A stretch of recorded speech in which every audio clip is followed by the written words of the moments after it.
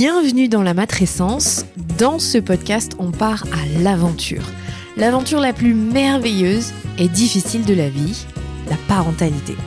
Laissez-vous embarquer au travers des épisodes qui explorent toutes les facettes, des plus complexes aux plus fun, du monde des parents. Apprenez, riez, pleurez, découvrez et débattez en écoutant la matrescence. Nous avons une mission, vous donner des clés pour vous accompagner à n'importe quelle phase de votre parentalité. Je suis Clémentine Sarlat, votre hôte depuis mars 2019 déjà. Je suis ultra curieuse, très enthousiaste, mais beaucoup trop bordélique. Je suis aussi maman de 3 petites filles qui m'aident à me remettre en question quotidiennement. Et dans une autre vie, j'ai été journaliste sportive à la télé et aujourd'hui, je vous aide à rayonner dans votre parentalité. Abonnez-vous pour ne rien rater. Allez, let's go!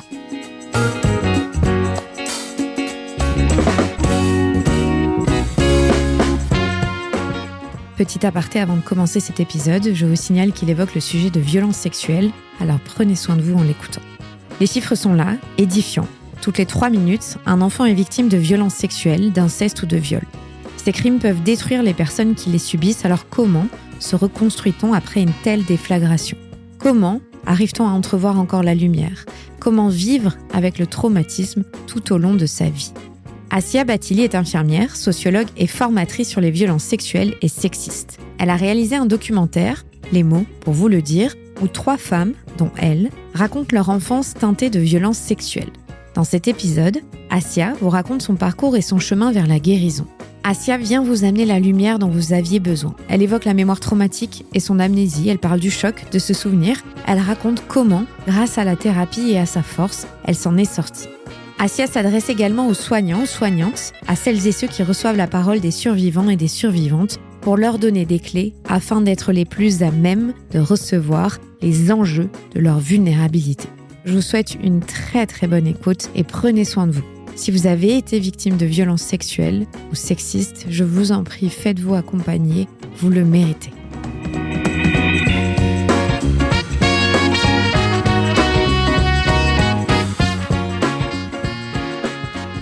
Salut Assia. Salut Clémentine. Merci beaucoup d'avoir accepté de venir aujourd'hui. Avec plaisir. Je suis ravie de t'avoir rencontré grâce à Lorraine Bastide qui m'avait invitée sur une journée pour la santé mentale des femmes. Exactement. Où tu intervenais. Je pense qu'il y a beaucoup à dire sur ça. Aujourd'hui, on va parler du film, du documentaire que tu as réalisé sur un sujet qui est tabou, qui est très difficile. D'abord, j'avais envie de comprendre, tu es infirmière. Oui. Donc tu es dans un métier du care. Oui. Pourquoi est-ce que tu as voulu prendre soin des autres ? Ça devient d'où ? Alors, je pense, relativement naturellement. Je pense que tout a commencé. Moi, j'ai ma dernière petite sœur qui est en situation de handicap. Et du coup, comme elle avait un handicap lourd, depuis toute petite, il y a eu des infirmiers et des kinés qui sont venus à la maison pour prendre soin d'elle. Et sans forcément trop réfléchir, je me suis lancée dans cette voie-là. Et au final, là, ça fait plus de 12 ans aujourd'hui que je suis infirmière, même si ça a été un parcours compliqué parce que l'hôpital, c'est clairement pas simple. Aujourd'hui, avec le recul, je me dis que j'aurais pas pu faire un autre métier parce que c'est vraiment le métier qui me correspond. Et pour la petite anecdote, mon prénom Assia en arabe, il veut dire celle qui protège et celle qui soigne. Donc, d'une certaine manière. C'était ta destinée. Voilà. Mais c'est pas simple non plus d'être dans le métier du care parce que ça demande quand même beaucoup d'engagement. Oui. Ça demande du don de soi. C'est souvent des femmes qui font ce métier-là. Est-ce que en devenant infirmière, tu as pris conscience de tout ça ?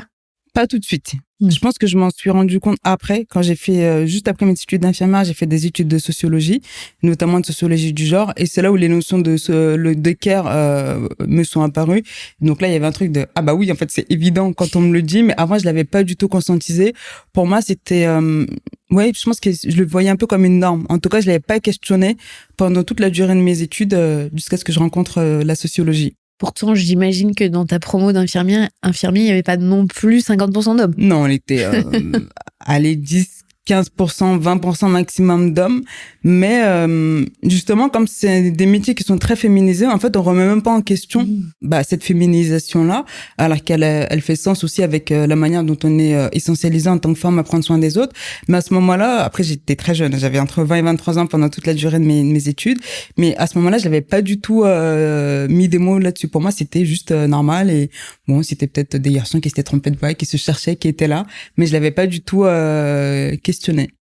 T'es infirmière, Oui. t'as fait des études de sociologie, tu es aussi sexologue. Oui. Pourquoi est-ce que t'as voulu avoir autant d'arcs, tu vois, de flèches à ton arc plutôt, de cordes, comment on dit? Je suis fatiguée là, tu vois, de cordes à ton arc. Pourtant, j'avais compris l'expression, donc... tu vois, pourquoi est-ce que t'as eu besoin d'élargir tes compétences? Je l'ai pas forcément vraiment réfléchi. Moi, j'adore apprendre. Et je pense que là, tu vois, j'ai repris des études il y a 1 mois. Encore? Et j'ai encore... voilà, l'idée de faire une thèse n'est jamais très loin dans ma tête. Donc, je pense que je suis une éternelle étudiante. Maintenant, je préfère me le dire plutôt que de me dire, non, mais c'est bon, c'est fini, parce que tous les 2-3 ans, je finis par repartir à l'école. Mais en fait, si tu veux, j'ai d'abord commencé par mon parcours d'infirmière. L'hôpital, ça a été très violent pour moi et je me suis dit à un moment donné, ok, si je continue à l'hôpital, soit je suis née en prison, soit je suis née à la morgue et je suis beaucoup trop jeune et trop belle pour aller en prison. Du coup, je me suis dit, on va aller à la fac. On va les apprendre. On va l'apprendre. C'est beaucoup plus sain. Donc là, je me suis orientée vers les études de socio, sans projet professionnel, mais juste pour le plaisir d'apprendre. J'avais 23 ans, donc j'avais encore le temps de me chercher, etc. Et la sexologie, c'est venu beaucoup plus tard. En fait, à partir de 2019, j'ai d'abord commencé à prévenir et à sensibiliser sur les violences sexuelles. Et le projet de devenir sexologue, il était pas très loin dans ma tête, mais c'était pas vraiment un projet qui était complètement abouti. Et au final, je me suis dit, mais c'est évident qu'il faut être sexologue parce que prévenir les violences sexuelles, si tu veux, on va juste être sur un niveau de prévention tertiaire. Donc, on va juste éviter la survenue des violences. Et moi, je voulais vraiment aller dans une approche où on va aussi d'abord apprendre aux personnes à relationner parce qu'en fait, tant qu'il n'y a pas cet apprentissage de développer de relations saines, je peux parler dans le vent pour éviter les violences, mais en fait, il faut agir beaucoup plus en amont. Et c'est comme ça que ça m'est devenu naturel de devenir sexologue et je ne regrette pas. Et tu es aussi réalisatrice, oui. Faut le dire. Puisque autodidacte. Autodidacte. Tu as réalisé un film documentaire qui s'appelle Les mots pour vous le dire, où tu as voulu montrer l'indicible, l'invisible, en tout cas ce qu'on ne veut pas voir, pour parler d'inceste et de violences sexuelles. Pourquoi est-ce que tu as dédié un film à ça? Tout a commencé en 2020, juste un peu avant le Covid. Donc là, j'avais commencé à faire des sensibilisations et des conférences sur les violences sexuelles. Et à un moment donné, je me suis dit, ok, les personnes qui viennent m'écouter, c'est des personnes qui sont relativement intéressées ou sensibilisées ou qui ont un intérêt. Et moi, c'était toutes les autres personnes là qui venaient pas que je voulais toucher. Et je me rendais compte que les approcher juste par le biais sociologique, il y avait très rapidement un angle mort parce que les personnes ne se sentaient pas tout le temps concernées. Et là, je me suis rappelé que j'avais réussi à toucher des personnes qui se pensaient pas du tout concernées par les violences sexuelles à travers mon livre Réapprendre à vivre. Et là, je me suis dit, ok, en fait, il faut les toucher par l'intime, par le personnel. Et je me suis dit, mon livre, ça va pas suffire parce que j'ai réussi à toucher les personnes qui ont envie de lire mon histoire ou qui aiment lire ou qui savent lire. Alors que le film, c'est vraiment le médium le plus démocratique pour pouvoir toucher le maximum de monde. Et alors que j'avais vraiment zéro compétence en film, en cinéma, je suis partie d'une simple idée. Je suis allée voir une copine et je lui ai dit, tu sais que toi et moi, on va faire un film? Elle m'a dit, ok. Et à partir de là, j'ai lancé mon appel à témoignage sur les réseaux sociaux. L'idée du film a démarré comme ça. Et donc Anissa et Mariam qui sont avec moi dans ce film-là, au moment où je les rencontre en 2020, donc je les connaissais pas du tout, et c'est par l'interview pour le film que je la rencontre pour de vrai. Et quand j'écoute leur histoire et je vois aussi les similitudes qu'il y a dans leur récit, je me suis dit ok, clairement je suis obligée d'aller au bout de ce projet, quel que soit le temps que ça me prend, quelles que soient toutes les difficultés que je vais rencontrer, parce que tout a été autoproduit, autofinancé, etc. Et à l'époque, je pensais que j'allais réussir à faire le film en 3 semaines. Ça m'a pris 5 ans. Oui, c'est très drôle. Ouais, c'est pour ça que je t'ai dit, soit je suis très optimiste, soit il y a un peu de folie dedans, mais mais c'est comme ça que tout a commencé. Et en fait, à partir du moment où j'avais entendu leur histoire, déjà pour moi c'était obligé d'aller jusqu'au bout parce qu'il y avait quelque chose elles m'ont fait confiance, elles sont venues chez moi alors qu'elles me connaissaient pas, elles m'ont livré quelque chose de très personnel. Moi je me sentais engagée vis-à-vis d'elles pour aller au bout. Et dans l'idée, je voulais vraiment qu'à travers le film, on puisse vraiment se rendre compte de la réalité des violences sexuelles. Parce qu'aujourd'hui, on en parle beaucoup avec des chiffres, avec des données, etc. Mais moi, ce que je voulais aussi dire, c'est écouter en fait ce que ça nous fait dans notre chair et tous les impacts que ça a sur nos vies. Parce que c'est pas juste le moment de l'agression. En fait, les répercussions, elles durent 10, 20, 30, 40, 50 ans. Et ça va vraiment impacter que ce soit la vie affective, ça va affecter la vie professionnelle, la relation aux enfants, etc., etc. Donc, c'était vraiment tout ça que je voulais mettre en avant parce que ça relève vraiment on emploie souvent le mot survivant pour parler des personnes qui ont subi des violences sexuelles, et je pense qu'il est vraiment approprié parce que qu'on utilise le même mot que les personnes qui ont vécu la guerre, ça fait sens parce qu'en fait, c'est une guerre avec nous-mêmes qu'on vit pendant des années et des années, et cette réalité-là, elle est pas assez entendue. Et le fait de montrer ça, moi, ce que je voulais créer, c'était vraiment susciter dans un premier temps de l'empathie par les personnes qui regardent le film, et de cette empathie, j'ai envie de créer de l'engagement pour qu'on puisse se dire individuellement, en fait, on a vraiment tous et toutes la capacité de prévenir les violences sexuelles, ou en tout cas d'accompagner les victimes, ne serait-ce que par de l'écoute. Et ça, c'est à la portée de tout le monde. Moi, aujourd'hui, je crois pas, j'attends pas d'un gouvernement qui vienne changer les choses, mais je crois vraiment à cette force de nous tous en tant que citoyens. Je pense que vraiment, si on arrive à chacun individuellement à faire ce travail-là, peut-être qu'à terme, à la fois, on peut mettre fin aux violences sexuelles, et puis aussi, on peut aider les victimes à se sentir moins seules dans tout ce qu'elles vivent. Est-ce que toi, tu peux nous raconter ton histoire parce que tu fais partie de ce documentaire? Oui. On découvre pas que l'histoire de 2 autres femmes, mais la tienne aussi. Et j'imagine c'est ce qui a motivé aussi ton documentaire. Ouais, complètement. Je pense que je me serais jamais intéressée aux violences sexuelles. Je serais jamais devenue sexologue si j'avais pas vécu un viol moi aussi dans l'enfance. Donc moi, j'avais 7 ans et j'ai été violée par un jeune qui habitait dans mon quartier. Et au moment où j'ai été violée, j'allais pas du tout parler à mes parents. Pourtant, juste après l'agression, je suis rentrée chez moi. Mes parents étaient là tous les deux. Mais pour moi, c'était pas possible de leur dire parce qu'ils allaient mal réagir. J'étais sûre que j'allais me faire frapper. Donc, c'était même pas un espace où je me disais je pouvais le dire.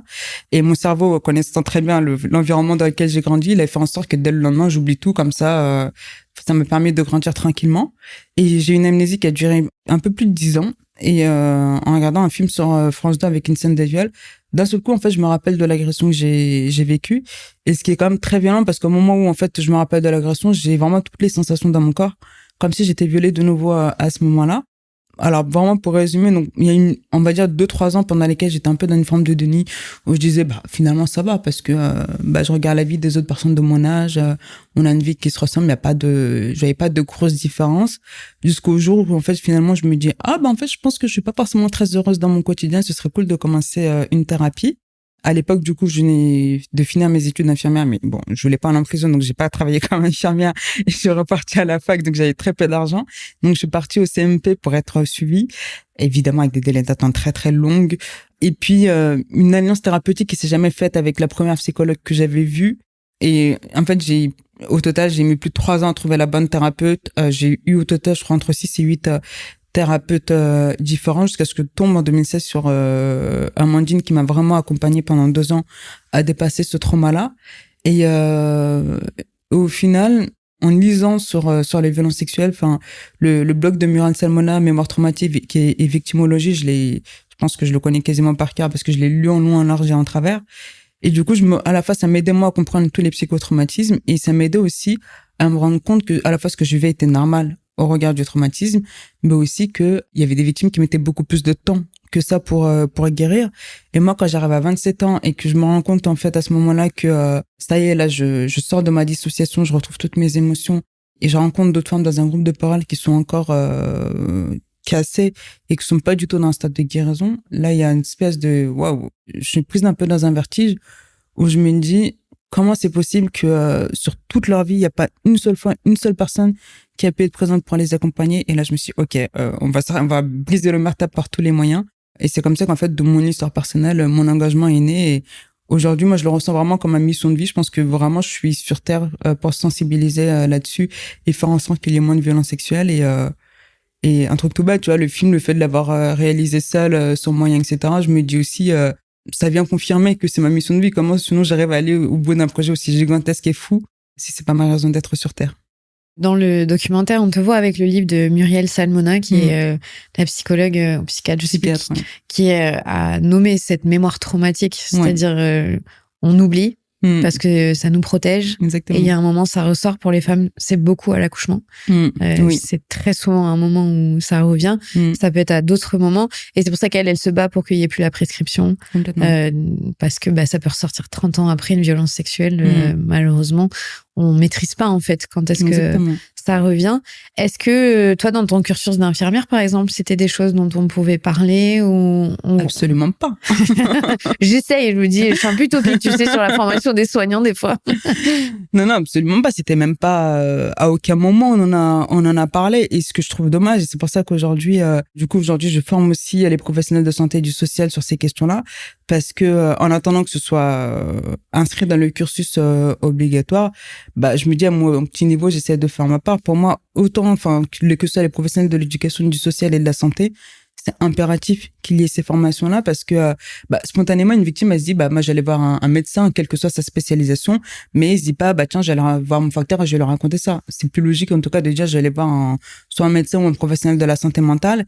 Et le fait qu'il y ait zéro formation à ce niveau-là, déjà la question vu qu'elle est jamais posée, ça permet pas aux victimes de parler parce que plus la question elle va être posée de manière systématique, plus les victimes pourront déposer ce qu'elles ont vécu, même si elles le font pas sur l'instant, parce que peut-être qu'à ce moment-là, elles s'y attendent pas, ou parce qu'en fait, ça fait peut-être 10, 20, 30 ans que on leur a dit de se taire, et donc du coup, elles se sont aussi conditionnées à ne rien dire. La première fois, quand on nous pose la question, c'est aussi très surprenant. Mais en tout cas, le fait de poser la question, on leur envoie le signal que, ok, je te pose la question, donc ça veut dire que moi, je suis en capacité de recevoir ce que tu peux me raconter. Et ça permet en tout cas de revenir plus tard et de poser de déposer plus tard ce qui a été vécu. Et ça, pour le coup, c'est vraiment mon cheval de bataille. Et moi, j'aimerais vraiment qu'à terme, vraiment tous les professionnels, sans exception, puissent être sensibilisés là-dessus et que en fait, à partir du moment où on reçoit un patient qu'on nous pose toutes les questions sur ses antécédents, que la question des violences elle soit posée de manière systématique parce que c'est comme ça qu'on sauve les vies des personnes. Ton documentaire, il parle énormément de reconstruction. Je trouve ça hyper touchant. J'avoue, j'ai pleuré à un moment. De reconstruction après ces moments traumatiques. Pourquoi est-ce que c'était important pour toi de montrer cet aspect-là au travers de vos 3 parcours? Alors déjà, moi, dans le cœur où j'étais vraiment en PLS parce que j'allais pas bien, j'ai cherché désespérément, j'ai fouillé Internet, surtout qu'en fait, quand la mémoire traumatique elle est encore présente, c'est très compliqué de dormir. Moi, j'avais du mal à dormir parce que je me suis dit, si je dors et qu'en fait, je baisse les armes, je sais pas ce qui va se passer. Je suis pas prête à recevoir, j'avais l'impression que j'allais ouvrir des vannes et c'était pas possible.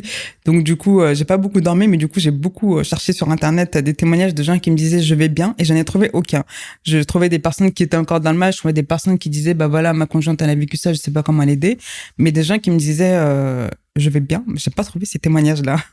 Et le fait d'avoir moi guéri, je me suis dit, je pense pas que je sois, maintenant je sais que je suis pas la seule parce que j'ai entendu d'autres personnes qui ont pu poser ces mots-là, mais je me suis dit c'est aussi important de pouvoir le dire parce qu'en fait on est tellement pris dans une forme de désespoir. Si personne ne nous dit qu'à un moment donné la lumière existe, c'est très très compliqué de garder la foi, de se dire à quoi bon continuer de vivre, etc. Parce que vivre toute sa vie en étant dans une forme de douleur et que le fait qu'aujourd'hui les soignants ne sont pas formés, à la fois il n'y a pas du tout de repérage, mais également tant qu'ils n'ont pas une vraie connaissance des psychotraumatismes, ils peuvent aussi être maltraitants, alors sans le vouloir d'une certaine manière, mais ça n'empêche que cette maltraitance ça peut exister parce qu'ils sont pas du tout outillés pour accompagner les victimes. Et en fait quand on va voir des soignants en se disant ce sont des experts donc ils sont censés pouvoir nous aider et qu'au final ils sont pas du tout compétents, c'est très facile de désespérer et de dire en fait cette douleur elle va m'accompagner à vitam aeternam, mais en fait c'est juste désespérant.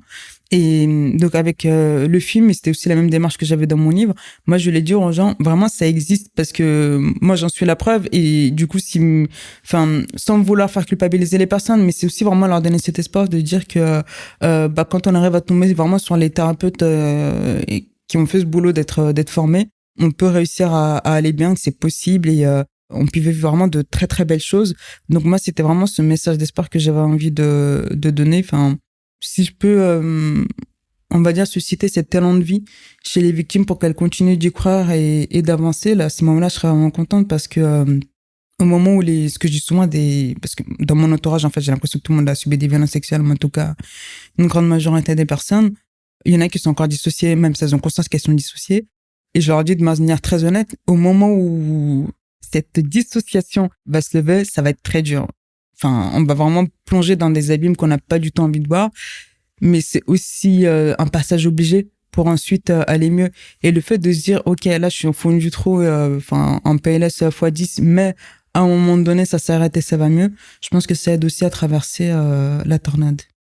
Est-ce que tu peux expliquer aux gens ce que c'est la dissociation? Parce que je pense que les gens qui nous écoutent sont dissociés. Oui. Et ne savent pas ce que ça veut dire. Ouais, en fait, la dissociation, c'est un phénomène psychique qui se met en place au moment, à la fois, enfin, là, pour le coup, d'un viol ou d'une agression sexuelle, mais c'est la même chose qui existe, par exemple, pour des personnes qui ont été à la guerre. En fait, c'est tellement traumatisant d'être agressé que le cerveau, en fait, il est en surcharge d'adrénaline et de cortisol. Et à un moment donné, soit il continue d'être en surcharge et la personne, elle meurt parce qu'en fait, son cœur lâche suite à cette surcharge d'adrénaline, soit le cerveau disjoncte pour permettre à la personne d'être vivante au moins physiquement. Donc c'est ce qui passe, il y a vraiment une disjonction qui se fait, sauf que cette disjonction, elle va aussi amener une séparation, on va dire, du corps et des émotions. Très souvent, on retrouve dans les personnes dissociées des témoignages de personnes qui vont dire, à un moment donné, je suis sortie de mon corps et j'étais spectatrice de ce qui s'est passé, parce que justement, à ce moment-là, il y a une vraie coupure qui se fait entre les émotions et le corps. Et le problème, c'est que cette dissociation, elle va pas juste durer le temps de l'agression, c'est qu'en fait, elle va durer des années, des années, des années. Parfois, elle peut s'accompagner d'une amnésie partielle ou totale. Et à un moment donné, avec tout le travail thérapeutique, le corps et les émotions finissent par se réassocier. Mais du coup, quand ils se réassocient, ça veut aussi dire qu'il y a toute la souffrance qui a été enfermée pendant des années, mais qui revient amplifiée avec les années qui sont passées, jusqu'à permettre à la personne d'aller bien. Mais c'est jamais agréable, comme tu disais, de se replonger dans les abîmes. En regardant le documentaire et en t'écoutant toi et ton histoire, c'est vrai que moi, je suis maman de petite fille, j'en ai une qui a l'âge que t'avais quand t'as été agressée, et c'est tellement inconcevable quand on est parent de se dire qu'on va faire du mal à nos enfants. Et c'est ce qui revient aussi dans le documentaire, c'est qu'il y a des parents qui n'acceptent pas, d'autres qui acceptent aussi, on le sait, qui vont être soutenants. Il a quel rôle l'entourage dans ce type de violence? C'était très ambivalent. Parce que à la fois l'entourage il peut être très protecteur dans le sens où, comme tu dis, bah voilà, aujourd'hui comment je fais pour protéger mes enfants et éviter que les viols n'arrivent. Et en même temps, ce même entourage il peut être agresseur. Donc il est aussi très très très ambivalent. Enfin, par exemple, typiquement dans le film, enfin moi c'était un jeune de mon quartier, mais du coup c'était pas un inconnu. Pour Mariam c'était son oncle, Anissa c'était le fils de la nourrice, donc c'est jamais des inconnus. En tout cas vraiment très rarement. À moins de 10% des cas c'est des inconnus. Et je pense que déjà dans un premier temps, et cette prise de conscience elle est difficile parce qu'on a du mal à se dire que les personnes qu'on aime puisse aussi nous détruire à ce point-là. Mais c'est aussi dans l'entourage le plus proche, y compris dans la famille, que une grande partie des violences sexuelles arrivent. Et ça, je pense que c'est ultra important. C'est très inconfortable. On va pas se mentir de se dire que potentiellement les personnes qu'on aime peuvent être agresseurs. C'est très désagréable, c'est très inconfortable. On n'a pas du tout envie d'aller dans cette réalité-là parce que c'est insoutenable. Et en même temps, c'est pas impossible. Et les faits, malheureusement, sont là. Les chiffres sont là également.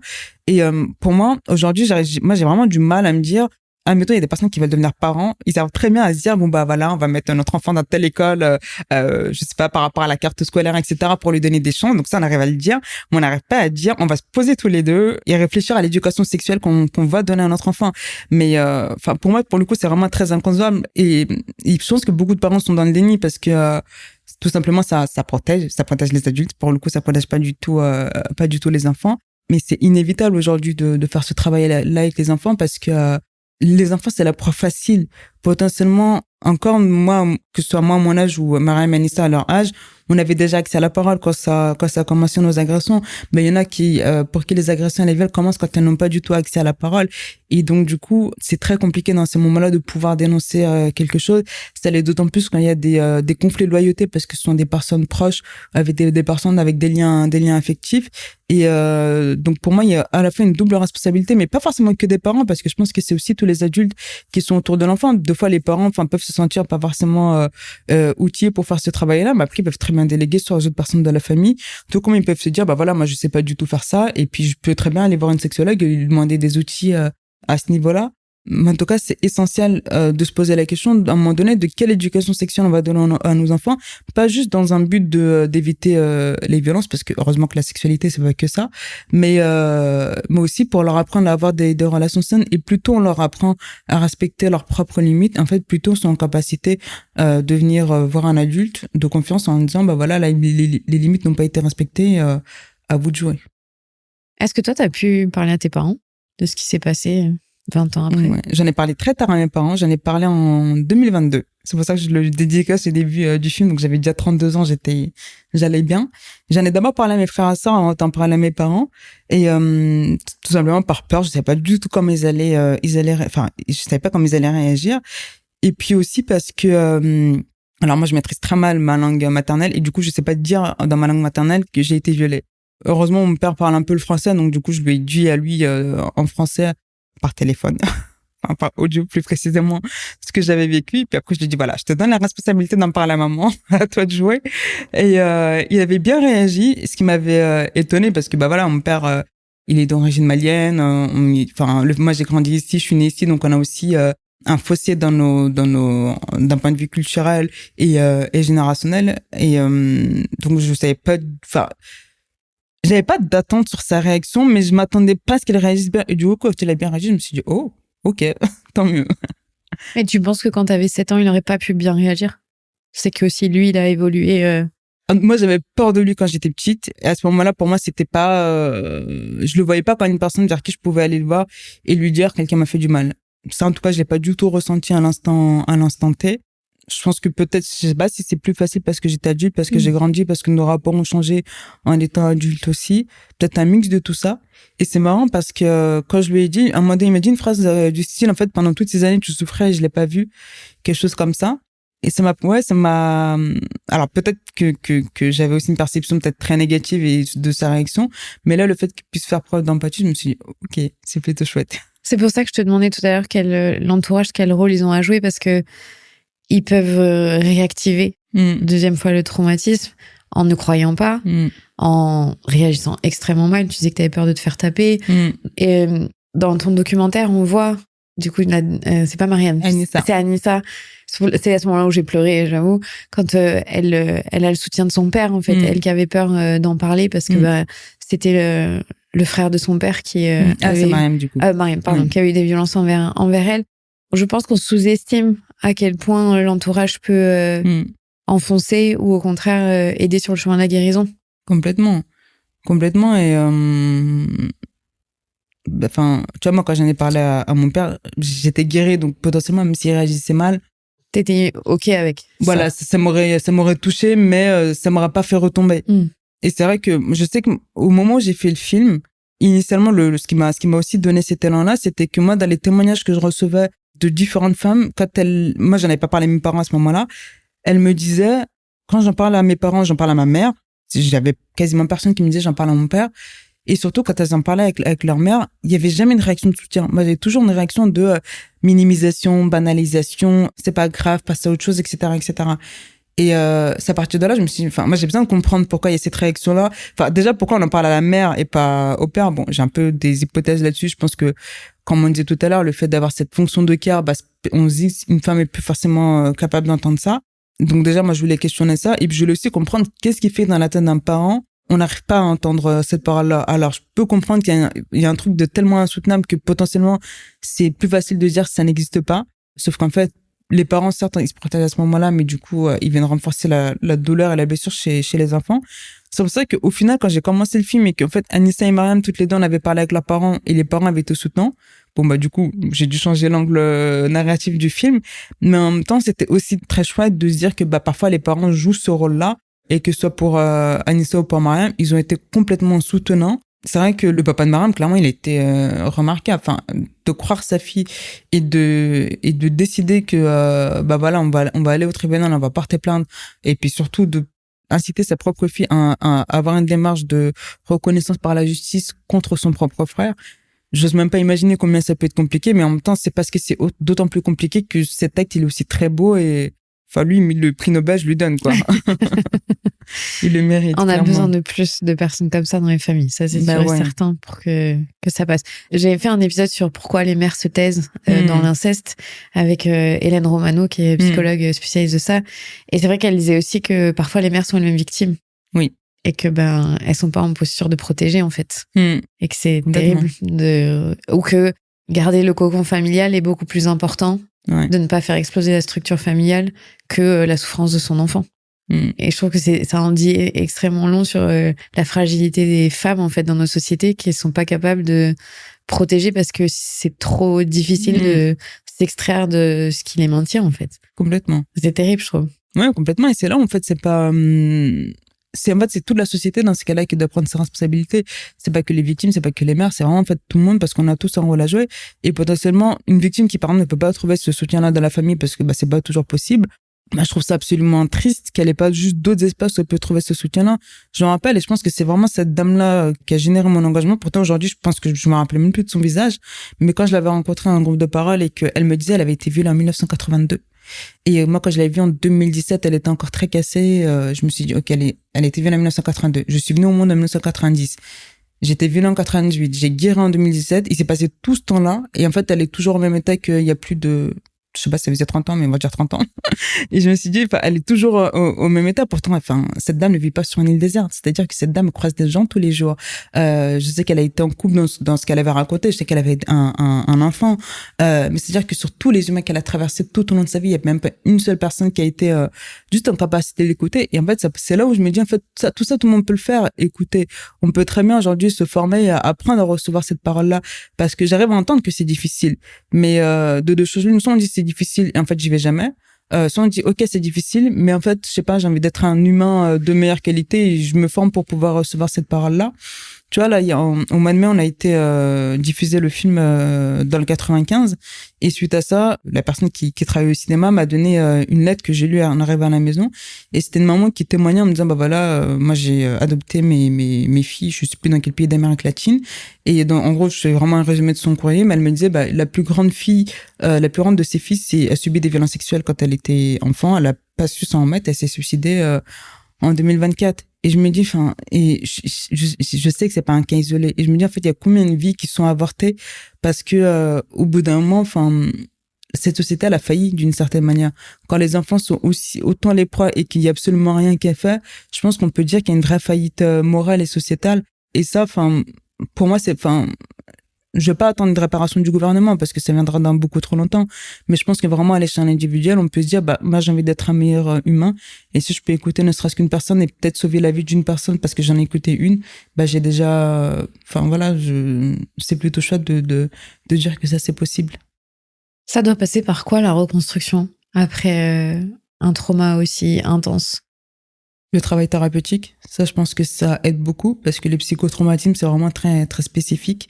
Et en fait, c'est tellement un débordement émotionnel que le fait d'avoir un espace safe où on peut déposer tout ça, c'est vraiment important, sachant que moi, je parle des psychotraumatismes, mais des fois, il y a aussi d'autres répercussions sur la santé, que ce soit des maladies chroniques, des addictions, etc., qui découlent de ce traumatisme-là. Donc ça, c'est indispensable. Dans l'idéal, avoir un réseau social qui puisse être contenant. Parce que le travail thérapeutique, même dans le meilleur des cas, ça reste une séance par semaine qui va durer 1 heure, en sachant que ça coûte aussi très cher et que parfois, quand on n'a pas forcément beaucoup de moyens financiers, la réparation, c'est pas ça la priorité ou parce qu'on n'a pas du tout la possibilité. Mais avoir un entourage qui soit suffisamment à l'écoute et qui soit en capacité de recevoir tout ce que, pas forcément tout le récit que la victime peut faire, mais peut-être parfois si elle a besoin je sais pas, juste d'être soutenue dans les différentes démarches qu'elle peut faire, une personne qui est pas forcément capable d'écouter, peut-être qu'elle sera en capacité de l'accompagner juste devant chez le psy, de la récupérer après. Ça fait la différence de pas se sentir seule, parce que toutes les victimes se sentent seules. Parce que dans leur... c'est pas tout le monde qui est tout de suite en capacité de comprendre tout ce qui se joue à l'intérieur de soi. Et même quand il y a des mots qui sont mis dessus, il y a tellement d'années de souffrance et de sentiments de décalage avec les autres qui sont présents que il y a forcément un sentiment d'être très seul. Et parfois, juste avoir... il n'y a pas forcément toujours besoin de mots. Parfois, il y a besoin d'une présence, d'une personne qui est là parce qu'elle comprend qu'à ce moment-là, il y a besoin d'être entouré. Ça fait beaucoup, beaucoup de bien. Et les groupes de parole aussi aident beaucoup. Le fait de se retrouver avec des personnes qui ont vécu la même chose, même si chaque personne le vit différemment, mais le fait de se dire ok, je me sens moins seule dans ce que j'ai vécu, je peux en parler avec des personnes qui le comprennent parce qu'ils l'ont vécu dans leur chair. Ça, c'est aussi ça fait un bien fou. Et puis après, il y a toute la réparation, elle est d'abord psychique, mais elle est aussi corporelle. C'est aussi se réapproprier son corps, ne plus se sentir ennemi de soi-même. C'est aussi casser l'image de ce corps qui a été source de souffrance, mais de se dire qu'il peut aussi véhiculer autre chose et qu'il n'est pas juste un réceptacle à la violence, mais qui peut aussi être digne d'amour. Et puis après, c'est aussi apprendre à refaire confiance aux humains de manière globale. refaire confiance dans un contexte amoureux aussi. Le travail, il est long et puis il est multiple et il s'adapte en fonction des personnes parce que l'impact il va pas être le même chez chacune. Mais ça, c'est à peu près, on va dire, le fil rouge qu'on peut retrouver chez toutes les victimes et ça, c'est essentiel d'avoir cette approche-là. Est-ce que la reconstruction, elle doit aussi passer par la justice? Est-ce que c'est essentiel au fait d'aller mieux ou c'est un paramètre qui est pas obligatoire? C'est pas essentiel parce que la justice est défaillante. Aujourd'hui, en France, c'est 1% des plaintes pour viol qui aboutissent à une condamnation. Je peux comprendre le besoin de dire je vais au tribunal parce que c'est important, pas forcément d'attendre la condamnation, mais en tout cas de poser les mots devant une institution en disant que ça a existé. Ça peut exister, mais aller face à la justice, il faut le faire en conscience. C'est-à-dire qu'il faut le faire en sachant que, il y a de grandes chances que ça n'aboutisse pas du tout à une condamnation. Faut partir en sachant que les policiers, il y a très peu de chances qu'ils soient formés aussi, et donc du coup, ils peuvent être maltraitants. Faut y aller en sachant que potentiellement le parcours judiciaire va être excessivement long et que du coup, ça vient rajouter une violence supplémentaire à l'agression. Il faut le faire en conscience. Dans mon cas, quand ma plainte elle a été classée sans suite, je rappelle que la policière elle m'avait dit une phrase qui m'a fait comprendre qu'elle me croyait. Et moi, ça m'a suffi. J'ai pas forcément eu besoin. Je savais que ça allait être classé sans suite. Enfin, je le savais avant même de porter plainte. Mais là, quand j'ai échangé avec elle et que je me doutais que ça allait vers un classement sans suite, juste cette phrase-là, moi, ça m'a suffi de me dire, ok, en fait, elle me croit, mais potentiellement, j'aurais pu ne pas l'avoir. Et c'est important de dire qu'indépendamment de la justice, ça ne vient pas nier ce qui est arrivé. Parce que ce que je dis, la justice, c'est on n'a pas d'éléments matériels pour prouver l'infraction. Et c'est pas parce qu'il n'y a pas d'éléments matériels que ça veut dire que l'agression n'a pas existé. Et ça, c'est important aussi de l'avoir en tête. Donc, je ne conseillerais jamais à quelqu'un de porter plainte ou de ne pas porter plainte. Je dirais juste de le faire en conscience et en connaissant toutes les failles du système judiciaire pour éviter que la chute soit trop brutale. Oui, ça peut pas être le cœur de ta reconstruction et réparation. Non. C'est ça qu'il faut noter. Ouais, complètement. Parce que c'est pas grâce à ça que ça pourra améliorer ce qui s'est passé. C'est tout ce que tu as dit avant. Exactement. S'il y a des soignants, j'ai beaucoup de soignants et soignantes qui écoutent ce podcast, qui sont pas formés à l'accueil de cette parole, par quoi est-ce qu'ils peuvent commencer pour être adaptés à ce type de problématique? Déjà, moi, je peux les former pour commencer. Je pense que c'est déjà important de comprendre ce qui se passe en termes de psychotraumatisme, parce que potentiellement, si un soignant n'est pas du tout formé là-dessus, il a beau être très spécialiste dans son domaine, il peut avoir des paroles qui vont être très maltraitantes vis-à-vis de la victime. Par exemple, parfois, une victime qui est dissociée, elle réagit pas. Et ce qu'on voit dans les films, c'est beaucoup la victime qui va pleurer. Enfin, c'est la bonne victime, celle qui pleure, celle qui montre qu'elle est pas bien, etc. Et parfois, ne pas avoir d'émotion, peut-être que c'est déstabilisant parce que c'est pas du tout nos repères, on va dire, émotionnels. Mais c'est aussi la preuve qu'il y a eu quelque chose. Mais sauf que ça, si on le sait pas, en fait, on peut se dire non mais elle fabule ou elle exagère ou elle ment, alors que non, c'est vraiment ça vient justement prouver qu'il y a une infraction. Tout comme le fait que parfois quand les victimes ont un récit qui est très morcelé, on a tendance à prendre ça pour du mensonge en disant que non mais regarde, entre hier et aujourd'hui c'est une version complètement différente, donc c'est forcément faux, et en plus c'est un mensonge qui est relativement grossier. Sauf qu'on oublie aussi que la mémoire traumatique elle vient pas pour tout le monde dans une seule fois, et donc le fait que la mémoire revienne par flash, ça fait aussi que le récit est morcelé. Et ça, c'est ultra important dans un premier temps, en tant que soignant, de comprendre vraiment ce qui se passe dans la tête des victimes. Parce que déjà, ça va amener de la bientraitance vis-à-vis des personnes. Et puis après, c'est donc très important qu'elle pose la question vraiment tout le temps de est-ce que tu as déjà subi des situations de violence dans ta vie, et après amener les personnes à verbaliser, en sachant que la question elle est posée différemment quand on a un enfant en face de soi que quand on a un adulte.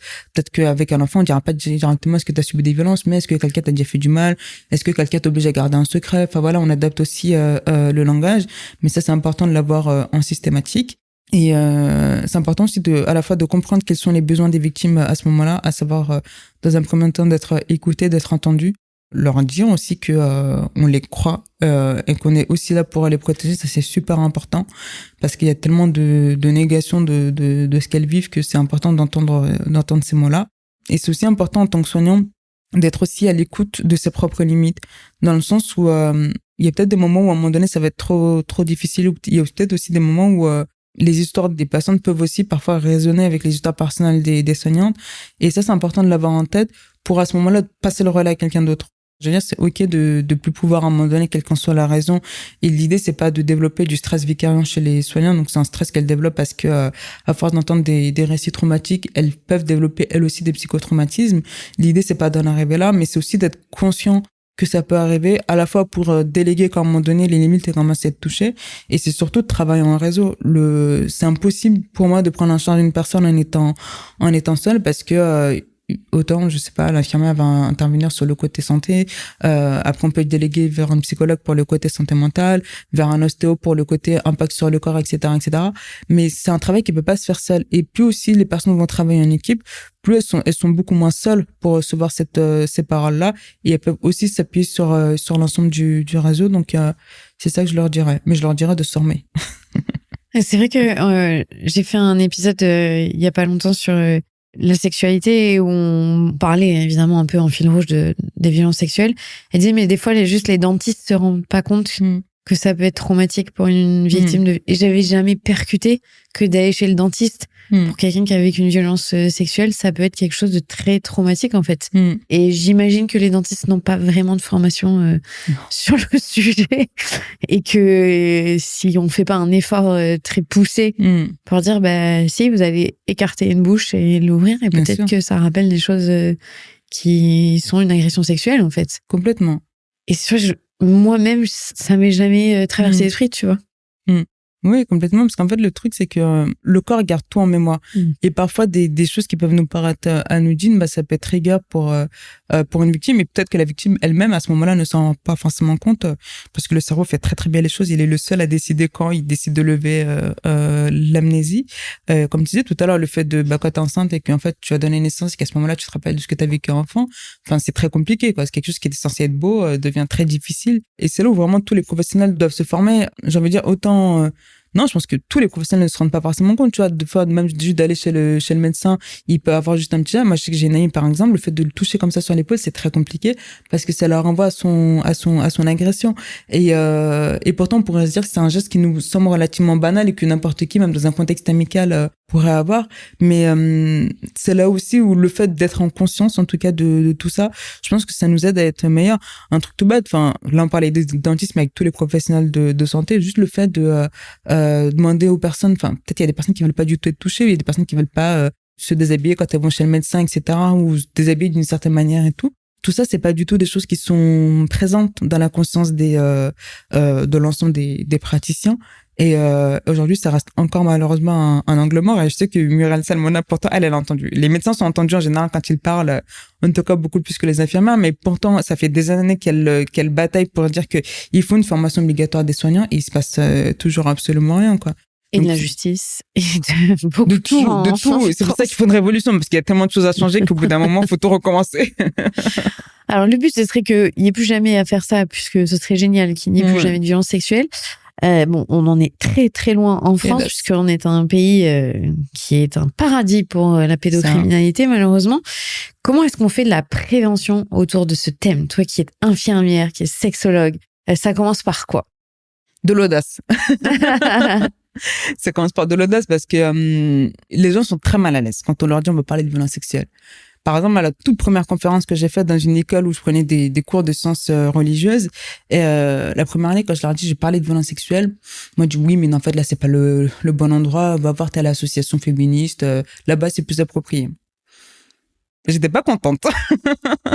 Moi, je suis hors des questions. Enfin, pour moi, ça n'a pas de sens de venir ici parce que moi, je suis croyante. Et pour moi, le fait d'avoir la foi, c'est de croire en quelque chose de plus grand, c'est pour devenir meilleur. Sinon, ça n'a pas de sens de rester médiocre. Donc, je me suis dit, non, je vais pas, peut-être que je pourrais aller dans cette association-là, mais je peux aussi être ici.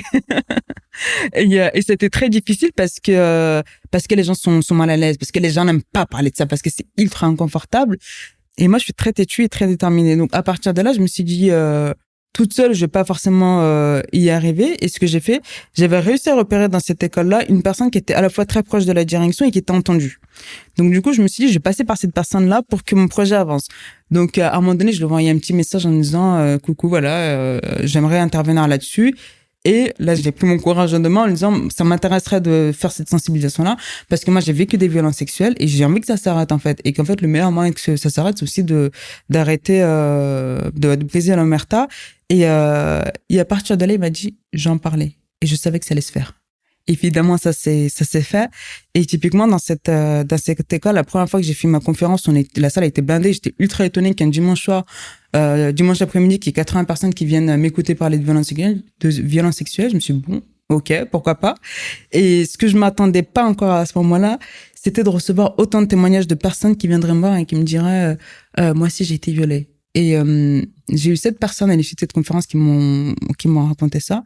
Et moi, je me suis dit, ok, on va pas du tout s'arrêter là. En fait, faut qu'on le fasse beaucoup plus souvent et qu'on le fasse plus grand. Mais en tout cas, on peut pas juste faire un événement one shot. J'avais décidé l'année d'après, plutôt que de faire juste une seule conférence, de faire une semaine banalisée. Au mois de novembre, on allait vraiment parler de violences sexuelles sous différentes approches, autant d'un point de vue théologique que aussi d'un point de vue sociétal, d'un point de vue sexologique, etc. Et j'avais aussi demandé à ce moment-là à ce que je puisse réaliser un sondage juste dans l'école en question pour qu'on prenne conscience qu'en fait, les violences sexuelles, c'est pas un sujet qui est loin de nous, c'est un sujet qui est proche de nous. Et je m'attendais pas au résultat que j'allais avoir parce que sur 110 réponses, j'avais 46 personnes qui m'avaient dit qu'elles avaient subi des violences sexuelles. Et là, je pense que ça a été un grand choc pour les personnes de l'école qui se disaient, bah voilà, nous on n'est pas forcément concernés, surtout je pense que je suis quasiment sûre, c'est des personnes dans leur entourage n'en parlaient absolument pas. Et il y avait aussi un peu cette fausse croyance de dire parce que on est croyant, on est musulman, ça nous concerne pas. Bah là, pour le coup, le public était essentiellement musulman, donc la réalité était aussi devant eux. Et de là, ça gérait une vraie prise de conscience. Et le directeur de l'époque s'était engagé à ce que maintenant, tous les ans, on fasse une sensibilisation sur les violences sexuelles. Et donc là, je me suis dit, ok, ça c'est chouette. Lui, j'ai réussi à le convaincre, ça marche. Je les surveille de loin. Je sais que tous les ans, ils font des interventions là-dessus. Et mais je trouve ça cool parce que là, de ce côté-là, ça avance. Ça avance même. Une graine. Et j'ai planté une graine, elle continue. Voilà. Donc ça, c'était génial. Mais c'est parce que du coup, je sais que j'ai eu beaucoup d'échanges avec ce directeur-là, qu'il avait lu mon livre. Et donc du coup, comme je parle de moi, ce que j'ai vécu à titre personnel, ça suscite aussi de l'empathie. Et après, on a eu beaucoup de discussions parce que, pareil, les violences sexuelles, pour lui, c'était un sujet qui était complètement nouveau. Et le fait que je vienne poser des mots avec lui, ça l'a aussi déconstruit. Et donc 2 fois ça fonctionne. Tu vois là par exemple dans les écoles dans lesquelles j'interviens, ça c'est des demandes qui viennent directement des écoles pour que j'intervienne sur ces questions-là. Et en soi c'est vraiment très chouette. Et pareil quand j'ai une centaine de personnes devant moi, je me dis bah cool, ça fait déjà 100 professionnels qui seront formés et demain dans leur pratique c'est des gens qui seront opérationnels. Mais c'est encore beaucoup trop insuffisant en fait. Il faudrait que ce soit le côté, enfin il faudrait qu'on laisse même plus le choix aux personnes. Et malheureusement, enfin, faut qu'on arrive vraiment à faire preuve de courage. Parce qu'in fine, c'est juste ça. Je pense qu'il manque aujourd'hui, c'est que les gens ont très peur d'aborder le sujet, de ce que ça va révéler. Après, moi, j'avoue que je suis très honnête. Je leur dis, si on va aborder le sujet, c'est sûr que dans le public, il y a des personnes qui seront concernées. C'est sûr qu'il y a des personnes pour qui ça va être compliqué. Mais en même temps, si leur mémoire traumatique se lève à ce moment-là, enfin, il fallait que ça se lève à ce moment-là. Là-dessus, moi, j'ai pas la maîtrise. Ils sont venus en conscience aussi à une conférence. Et puis, enfin, le corps fait très bien les choses. Il réveille l'amnésie quand c'est le bon moment. Il y a une amie à moi qui était venue voir l'avant-première de mon film et son conjoint s'est rappelé de ce qu'il a vécu pendant l'avant-première. Et heureusement, j'avais prévu des thérapeutes à ce moment-là qui ont pu l'accompagner, mais ça ne dépend pas de moi. Ce que je veux dire, c'est que le corps sait quand il doit se réveiller, et puis si c'est à ce moment-là, c'est qu'en fait, il faut que ce soit à partir de là que le travail commence. Mais il faut aussi avoir ce courage de dire, ouais, on va aller sur ce sujet-là. C'est sûr que c'est beaucoup plus facile de dire, ah bah tiens, hier soir dans Plus belle la vie, voilà ce qui s'est passé. Moi, j'aimerais que la vie ce soit que ça. Mais en attendant, la réalité, elle est présente. Et ce que je dis souvent, c'est que je sais que c'est inconfortable de parler des violences sexuelles. Alors, de parler de violences sexuelles faites aux enfants, tu perds 90% de ton auditoire. Il y en a 2 qui restent là, mais parce que soit ils sont moitié sourds, soit ils savent pas du tout de quoi tu vas parler. Mais ce que je me dis toujours, c'est que les violences sexuelles, ça existe. C'est pas moi qui les ai créées. Elles sont sur Terre, ça fait on a déjà 2000 années de retard. Et la réalité, elle existe quoi qu'il arrive. Sauf que en voyant mon film, je dis aux personnes, vous êtes beaucoup plus outillés maintenant pour agir, alors qu'en fait, le fait de garder l'omerta, bah ça fait juste qu'il y a des personnes autour de nous qui vont rester toutes seules avec leur trauma pendant des années et des années. Et c'est des personnes qu'on n'est pas en capacité d'accompagner ou de pas de sauver, mais en tout cas de soutenir, parce qu'au bout d'un moment, on a préféré notre propre confort. Ça dépend quel humain on a envie d'être. Si tu pouvais Redonner la lumière, t'en as parlé, cet espoir pour les victimes de violences sexuelles. Tu dirais que c'est comment la vie après la guérison, si on peut dire ça, mais en tout cas, une fois que le trauma dirige plus ta vie? C'est beau, c'est vraiment très beau. Et aujourd'hui, moi, je suis vraiment complètement heureuse et je suis très contente de ressentir ça. Et ce que j'ai envie de leur dire, c'est que quand on a vécu des violences sexuelles et qu'on vient vraiment de l'obscurité des ténèbres, on se réjouit de tout. On redevient un enfant. C'est-à-dire que aujourd'hui il fait beau, mais c'est le plus beau jour de ma vie juste parce qu'il fait très beau. En fait, les petites joies du quotidien, ça devient vraiment des grands arcs-en-ciel parce que le fait d'avoir été vraiment dans l'obscurité la plus profonde, les petits bonheurs ils prennent une saveur qui est complètement différente et le fait d'être complètement guéri, la vie elle est, je vais pas dire elle est légère parce que la vie est dure de manière globale, mais ça aide beaucoup à relativiser en se disant oui peut-être que ça c'est dur, mais en fait j'oublie pas d'où je viens, j'oublie pas tout ce que j'ai traversé, tout ce que j'ai vécu, et aujourd'hui peut-être qu'il y a d'autres personnes de mon âge qui sont au même stade que moi, mais en fait on part pas du tout du même endroit, et ça donne aussi une force incroyable. Tu vois, le soir de l'avant-première, quand je suis rentrée chez moi, parce que j'étais quand même très fière, au bout de 5 ans de travail, de voir une salle remplie avec 250 personnes, en sachant que ça a été très, tout est autoproduit. Donc, même ne serait-ce que trouver une salle pour diffuser le film, tout ça, ça a été très difficile. Mais, pour la première fois, quand je suis rentrée chez moi, je me suis dit, si, toi, t'as pas le droit de manquer de confiance en toi. Je me suis dit, après ce que tu viens de réaliser, tu peux plus, ton syndrome de l'imposteur, tu le jettes à la poubelle, mais toi, t'as plus le droit. Et pour la première fois, je l'ai vraiment ressenti parce que je me suis dit, c'est quand même ouf. Moi, je suis juste partie à la base de mon histoire. J'avais juste cette volonté. Je me suis dit, OK, nos voix, nos récits, il faut que je les raconte. Et à la fin, j'en ai fait un film. Tu vois, le fait qu'à peine arrivé dans les salles, le fait d'être applaudi. Pareil, une fois le générique de fin qui démarre, d'être applaudi tout de suite avec une standing ovation. J'ai ressenti une vraie forme de respect, de la part du public. Et là, je me suis dit, ouais, c'est vraiment cool de ressentir ça. Et c'est aussi une gratitude pour tout le travail que j'ai fait. Et je sais que mon film, tu vois, une dame qui travaille dans une asso que j'avais contactée pour parler du film, elle me disait votre film, on en avait besoin et vous l'avez créé. Et du coup, moi, c'est tout ça que je ressens dans la gratitude, comme gratitude de la part du public à ce moment-là. Et je pense pas être une personne exceptionnelle. Ce que je veux dire, c'est que si moi j'arrive à construire tout ça malgré toute mon histoire et tout mon vécu, je pense qu'on peut être aussi des milliards à vivre tout ça aussi. C'est sûr que on passe par des chemins de traverse, mais vraiment quand on en sort après, la vie elle est vraiment très douce et elle vaut largement la peine d'être vécue. Je crois qu'on peut terminer là-dessus parce que c'est tellement important, je pense, pour toutes les personnes qui écoutent, qui ont eu la curiosité d'écouter, se demander si c'est possible, surtout. Toi-même qui l'as dit, t'as cherché sur Internet des témoignages partout pour savoir est-ce qu'on peut s'en sortir, est-ce qu'il y a de la lumière quelque part. Et merci d'avoir apporté cette lumière et de potentiellement peut-être aider des gens ce soir ou quand les gens écoutent cet épisode, de dire que c'est possible. Et j'espère surtout qu'on aura incité les soignants à venir se former à tes côtés. Ouais, c'est important. Et à pouvoir accueillir cette parole qui est primordiale. Et on a du boulot en France. Donc, tu as du boulot pour de nombreuses années. On a du boulot, mais ils sont dans la merde parce que je suis tellement déterminée que moi, je dis, on va déménager, c'est mieux. Et t'as raison, on a besoin de gens comme toi. Merci beaucoup. Merci. Avec plaisir. Merci à toi, Clémentine. Merci. Vous venez d'écouter un nouvel épisode de La Matrescence. Merci infiniment pour votre soutien.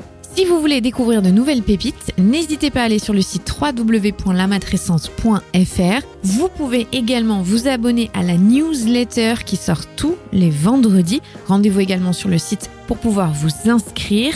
Ensuite, vous devez vous abonner sur votre plateforme d'écoute pour pouvoir recevoir les notifications. C'est ce qui fait grandir ce podcast. Merci infiniment et continuez de partager ce savoir autour de vous. Je sais que c'est comme ça que beaucoup des auditrices et des auditeurs ont découvert ce podcast. Alors un grand merci. Prenez soin de vous. À la semaine prochaine.